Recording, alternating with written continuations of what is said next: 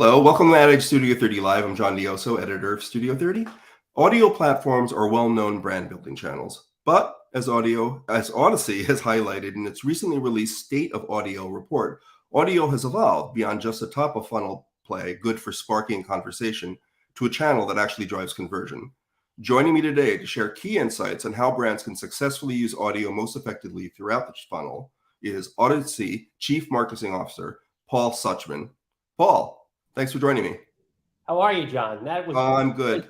Great intro music. Probably the best I've heard. So All right. We should copyright that, or we should write words to it. Indeed. We'll come up with a pop song. We talked about jamming. So That'll be our next TikTok. All right. But before we get started, audience members, let us know where you're tuning in from. We'll give you a shout out later in the show. All righty. Let's get into it. Okay. So you just released, again, your very comprehensive State of Audio report. How has audio developed into a true full funnel media channel, and what are the technological advances in audience evolution that made this possible?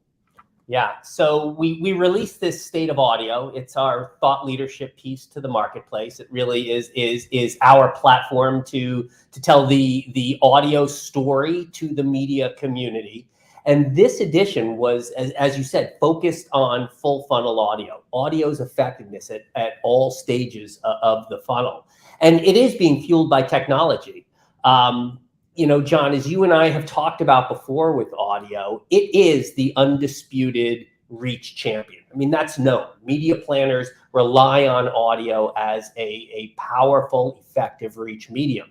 But now, because it is so infused with technology and there's such a strong digital component to it, it's really become multi-platform. And to go a little deeper, what digital audio is now enabling us with is really two things. The first is this unprecedented ability to target with precision at scale. So all of a sudden that scale becomes scale plus precision.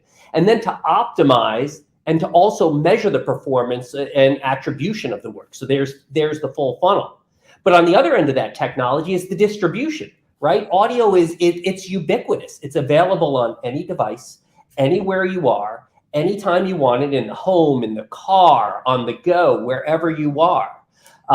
So all of that has really, really driven the value proposition of audio from one of reach and frequency to now one of reach, frequency, and precision. And I think, John, my favorite stat about that in this State of Audio is that 61% of marketers who we spoke to as we were putting this together said improving their full funnel performance of audio was critical in the upcoming years. So we know that we're not just speaking to the ether. Brands are looking at audio as a full funnel strategy for themselves. Right. So as you've seen, as you just said, as you've shown in the report as well, the awareness is there. So maybe is it more of a question in 2023 of how to execute on that awareness, and what are the possibilities? Yeah, I think so. It's really about taking that audio and not just using it as a reach medium, but using it to drive that engagement, to drive consideration and preference, and ultimately to drive action, to drive sales, to drive foot traffic, to drive web traffic, to really be a contributor to top line and bottom line performance. Right. And I'm glad that you brought up multi-platform before, because one of the things that really strikes me about this, obviously audio has always preceded video, radio preceded TV, is the mainstream, with media with the biggest reach, right? It's interesting to me how both audio and video now, and especially there's a lot of focus on streaming video and CTV and all that stuff. The upfronts are happening right now and all that. But when you think about it, as you said, audio itself is a multi-platform medium, and there are different platforms and the challenges there. And I was wondering if, we're going to dive deeper into real world applications throughout the funnel in a little bit, but I was wondering, maybe just keep in mind, are you ahead of where video was in terms of, or where the TV industry is now in terms of, confronting the challenges of dealing with streaming, with fast channels and CTV and all that stuff? How does it compare? And I think we're going to hit that theme a lot, how audio compares not just to TV, but to other channels. But before we do that, I would love to dive a little bit deeper into the State of Audio report, because there's some interesting findings from Nielsen's ComsPoint influence regarding channel effectiveness throughout the funnel in audio. And can you just share some of the top line takeaways from that?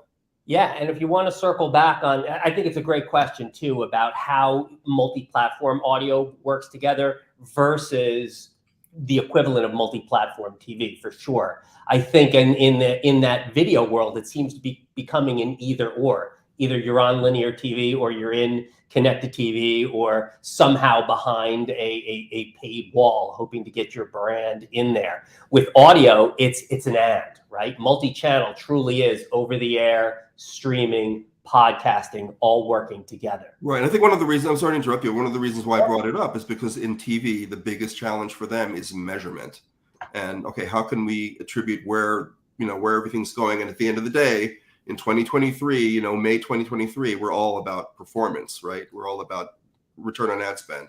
So I'd love to, we're going to dive a little bit deeper into that in a sec, but just top lines, share some of the top lines from the the research we did with Nielsen. The driver behind this research was that media planners, right, who are ultimately making these decisions, they're blessed with a spoil of riches. They have more channels, more tools at their disposal than they've ever had before. And that's who we're serving. They're also under unprecedented pressure to build plans that, as you just said, deliver real ROI, real outcomes, real return on that advertising spend. And we see our role at Audacy as a leading audio platform to give them really powerful channels for meeting all of their brand building, all of their engagement, and all of their selling objectives. We need to demonstrate how audio outperforms other media, because we are selling against other media. So we did this research with Nielsen, right? Because it gives a lot of efficacy and heft and statistical relevance to it when you have a brand like Nielsen helping drive this. And what we did was we looked at the effectiveness of audio versus TV versus social versus digital versus video at each phase of the comms funnel. And what we saw was that audio came out on top.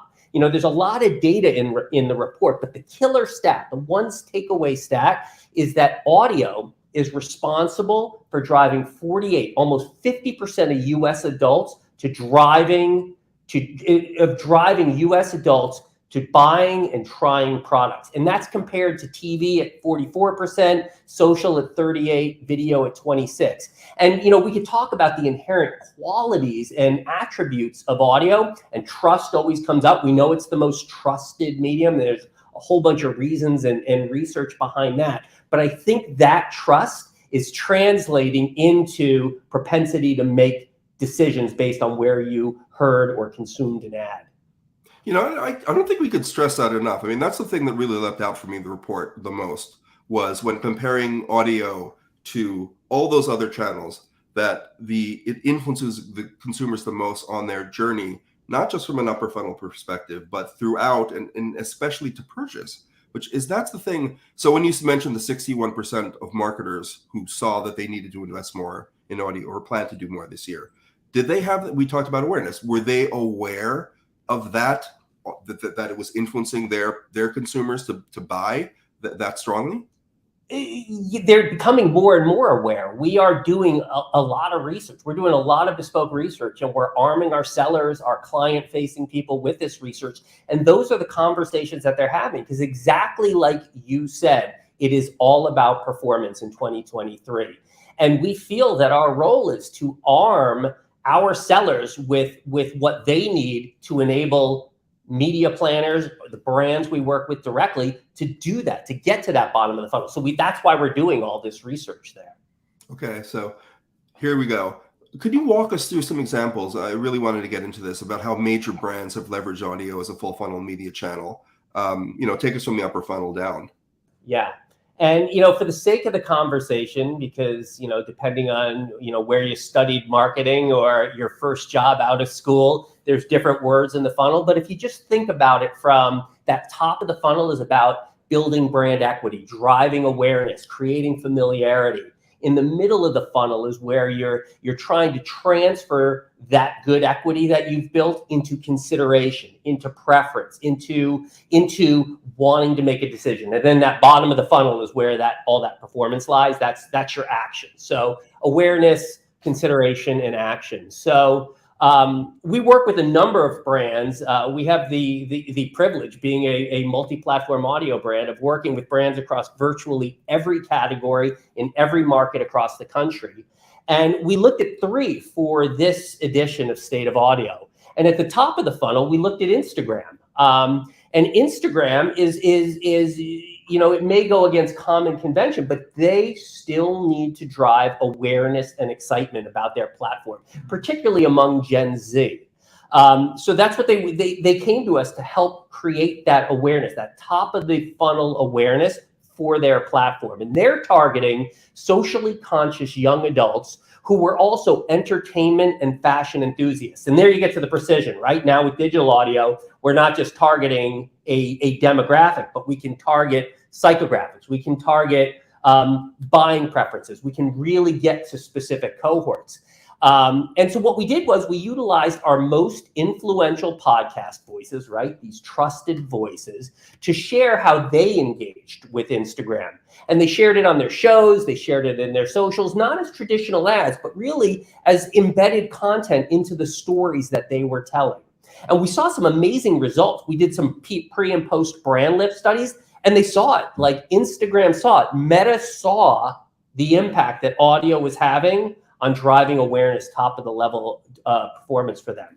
And that has, of course, driven lots more campaigns for them going down the funnel, but really interesting stuff for Instagram at the top of the funnel. What were some of the key takeaways from that campaign? Some of the key takeaways, I think, were one, that you're not just targeting, zip code and age and demographics. Now you're able to, particularly when you're on the stream or you're using podcasts, you're really able to target using interests and behaviors and proclivities. And you're able to create these really rich personas and cohorts that you weren't able to do in audio before. I think another thing that was underscored, it wasn't necessarily a finding, but it was proof positive, you might say, was that the trust factor, the trust and love. And the reason people tune into podcasts is because they truly they feel that they have a relationship with that host. And it may be a positive or a negative relationship. It may be somebody they love. It may be somebody they love to hate, and they just want to, get a real visceral reaction. But people tune into podcasts and they're deeply immersed in those podcasts. And whether they love them, they like them, they dislike them, they trust those hosts. That's why they're there. So when these hosts are making recommendation, when these hosts are integrating their brands into their content where people see themselves, the brand lift goes up. And no other medium can do that. No other medium does it like that. Right. They really are. Podcast hosts are influencers. I mean, they just are. And by the way, when you're not confined to a 15 or a 30-second format and a host is speaking about it in an authentic way, all of a sudden it becomes part of the content itself, and it's just embedded into, and it just becomes real and it's believable. And, I don't want to overuse the word authentic because, I know that word gets thrown around a lot. But there is a believability to it that just shines through, and I think Instagram saw that. Great. So give us another example of a mid-funnel campaign that you worked on. Sure. So auto category. Auto has long been the religion of audio has long been embedded in the automotive industry for building brand awareness, for driving that local market purchase. It has been, it is a staple in there. So we worked with Hyundai. And the interesting thing about Hyundai is it's a relatively young brand in a crowded, mature marketplace where people have very, very strong proclivity and preference for a brand of car that they drive. And what they wanted the medium to do was to work harder to help move their product lineup from the awareness phase down into that consideration set among consumers who had been identified as ready to buy, right? So what we did was, this was a longer campaign. This was an always on campaign that we ran through 2022. using over-the-air broadcast, streaming audio, and podcasting. And we did that not only just to go deeper in the funnel, but to maximize that reach and that frequency. And again, I think the ingredient here was trust, that trust, tapping into that trust and using host reads, using content integrations, using testimonials, integrated into programs that our listeners deeply trusted and tuned into as a daily habit. So it was over the air. It was streaming. It was on the Odyssey app streaming. It was through our podcasts. And add to that our ability now to really be precise with how we are targeting cohorts. Plus, we were learning in real time. We were attributing our ads. And another wonderful thing about audio advertising is you can spin up ads as quickly as you can make them, right? You and I could, we could go offline after this and make a good audio ad. I mean, we'd want great sound design, we'd want great writing, we'd want all the elements that make the creative great. But the time to market and the barriers to creating really good work are lower. So it worked. What we saw a almost 7.5 point lift in purchase intent. And then this is the best part, is a 10.5 point jump in favorability among our female listeners. And that's really, really important, because one of the things that we're seeing in the auto category is that buying power shifted, right? That buying power is shifting to a more female demographic who is making the decisions about cars to be purchased for herself, for her family. And so that was a big target. So those two metrics were really great. And it was, there it was for Hyundai. They saw it working. They saw it driving intent and favorability, which is, as you go down the funnel, what you want to see. Boy, time is flying by. This is a great conversation, Paul. And I would shout out everybody outside with our audience. If you're just joining us, this is Ad Age Studio 30 Live. And today we're discussing how leading brands are using audio for conversion with Odyssey's CMO, Paul Suchman. Thank you, everybody, for joining us today. And I'm glad that, you brought up the Hyundai example. It actually reminded me, I don't know if you saw the story in the Washington Post over the weekend, but it's been reported on. They reported on an ongoing trend in the auto industry and the audio industry, which is that a lot of big car manufacturers are taking AM off of the radios of their cars now. And we remarked previously about how radio is the ultimate reach channel. I just wondered if you had any comment on that and how it relates to all the stuff that we're discussing today. That reach, the Hyundai campaign itself. How much is AM part of that, and is something being lost in this? Personally, I believe it. I am a big fan of AM radio. I think there is amazing content that's being produced and running, particularly in talk, in sports, in news. In times of crisis, when you can't log in other places. I think it's really, it's an important channel. The AM frequency is important. And I do hope that the right decision is made. And yes, as you said, John, it absolutely drives reach. And you have to remember that you're reaching Americans across the entire country. Some Americans are in markets where AM is their connection out. They don't have the tools and all of the apps that others have. So AM radio is an incredibly important part of the fabric of this country, and for advertisers, it is part of that multi-platform mix. Yeah, and in some sections of the country that still do not have the connectivity that others do, it's maybe the only reach for some rural sections of this country. Yeah, and there's great programming, there's great content that happens there. There's great, for spoken word audio, there's something very, very special about it. All right, let's get back into the lower funnel example that you were going to give us. Sure. So at the lower end of the funnel, we worked with a shoe brand, New Balance, and they have a flagship shoe. It's the 2WXY V3 is the specific name. It is a great performance shoe. And what they wanted to do was really measure with absolute certainty revenue that could be directly attributed to audio. Here we go, John. We are going down deep into the funnel here. So this was working closely with our partners at Media Hub, we built a targeted podcast campaign as part of the launch of this sneaker. And it was really solely, pun intended, focused on the lower level of the funnel, driving sales. And what we did was we built the plan around our portfolio of sports podcasts, right? We have a deep bench of sports podcasts focused on Gen Z consumers who were into fitness, who were into shoe performance specifically, and who were also very fashion forward. And again, we can create those cohorts now. And so we also used an attribution partner, Claritas, on this. And what we were able to do was capture ad-exposed listeners that then visited the New Balance site and took action, right? So we could see from an ad-exposed listener who then went to the site, right? It was really easy to capture that attribution. And what we saw was 342% return on ad spend. 342%. No other medium is no wonder it's 61%. It should be 161 if that's the right.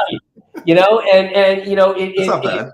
Well, you see results like that, and audio is still the most underspent medium. When you think about consumers spend of their time, of a consumer's time that she has during the day to take in media, 30% on average is spent with audio of a consumer's media consumption in any given day. And that's over a period of time. Yet most media plans are underinvested at 9%, 10%. So, that's got to get trued up. So seeing cases like this with Media Hub for New Balance, it's incredibly gratifying to see that kind of performance and to see New Balance seeing those kinds of results. Were there any other key takeaways that you wanted to share? And also, have you seen, we're almost halfway through, I can't believe we're almost halfway through 2023 already and almost done with this broadcast today. But, have you seen more interest? Like you mentioned the 61% from last year. How has it been over the first 5 months of this year? Yeah, we're seeing a lot of interest. Look, we are like any other media brand. There's headwinds, right? There is a little economic uncertainty. There has been a pullback on spending, but the commitment to audio and the excitement around audio, particularly as other medium are not delivering. We know linear TV is not delivering. We know that there's lots of challenges right now in some of the big mega social platforms. There's trust issues, there's efficacy issues. It continues to create tailwind for audio. So the excitement is there, the conversations are there. I get the privilege to spend a lot of time with our agency partners and with our brand partners, and the conversations are just interesting and they're strategic, and there's a lot of desire to get into it. So we remain optimistic. And we mentioned 3 obviously big brands. But we still see that a lot of the success in audio, particularly in podcasting, maybe just for podcasting, is really more related to D2C type brands or, challenger brands. How is that? Is the podcast space itself, how is that opening itself up to bigger brands this year? Well, depending on the subject matter, you have, there's not a subject out there that there isn't a podcast about. So at the end of the day, you're going in there as a listener, but you're also, you're a mom, you're a dad, you're a partner, you're a spouse, you're a friend, but you're also a professional. So you're going in there and you're listening with lots of different ears and different hats on. So when the subject matter is right, tech podcasts, more business-focused podcasts, you can see natural environments for traditional, large B2B, the multinationals, the insurance brands, the financial brands, the healthcare brands, to go in there and test the waters in really interesting ways. And we're seeing that. We're seeing branded podcasts. We're talking to partners about branded podcasts. We're talking to partners about doing takeovers where their content is just thematic within an episode. So there's lots of, it is not really a B2C medium anymore. It is B2B, B2C, it's B2H, business to human. Right. In the remaining time we have left, you probably just have a couple of minutes here. I want to Yeah. get back to the unique qualities of audio platforms and audio, the audio audience, and Mhm. how advertisers can leverage that listener loyalty and immersion in their campaigns, particularly with an eye to the bigger brands that we just mentioned. Right. Immersion is, I think, immersion in my journey at Odyssey over the last few years. Immersion is absolutely my favorite word. We did some research. We went in with a hypothesis that because of all the things that we talked about, that love, that trust, the ability to consume audio while you're actively doing something else, while you're running, while you're cooking, while you're driving, while you're lying with your eyes closed, that people would be more deeply immersed in audio than they were in any other medium. So we actually did a study, and it was a really interesting neuroscience-based study. And what we did was we attached devices to people. We attached smart devices to people to measure their biorhythms, really to measure, how their biorhythms changed when they were exposed to different media. And what we found, and we exposed them to audio, we exposed them to video, we exposed them to digital, we exposed them to social. And what we found was amazing, is that when people were exposed to audio that they were deeply immersed in, the biorhythm patterns looked exactly the same as when somebody was getting a hug, right? And what that means, and when somebody gets a hug, your brain releases serotonin, oxytocin, and dopamine in a certain composition. And it was exactly the same when they were exposed to audio that they were feeling. So like they were so immersed in audio, it was like getting a hug from somebody they love. And audio dominated across all medium. It could be a whole other podcast that you and I could do. But what we found in that research, we did that, and we did the desk research with hundreds of people. And what we found were like more than 80% of listeners felt great about purchases they made after buying, purchases they made that were based on their favorite radio, their favorite stream, their favorite podcast host making those recommendations. 80% of them. Just amazing, right? It's again coming back to some of those superpowers of audio, of trust and love, and I think the ubiquity has something to do with it as well, right? It's screenless, it's not handheld, it's with you wherever you want to be. Why, audio, the media that hugs you. I don't think we could find a better place to end. That's all the time we have. Thank you, Paul Suchman, Odyssey's chief marketing, not audio, but Odyssey's chief marketing officer. Maybe he will be Audio's chief marketing officer one day. I want to thank everybody else for joining us today. I'm John Dioso for Edit Studio 30 Live. Thanks. See you next time.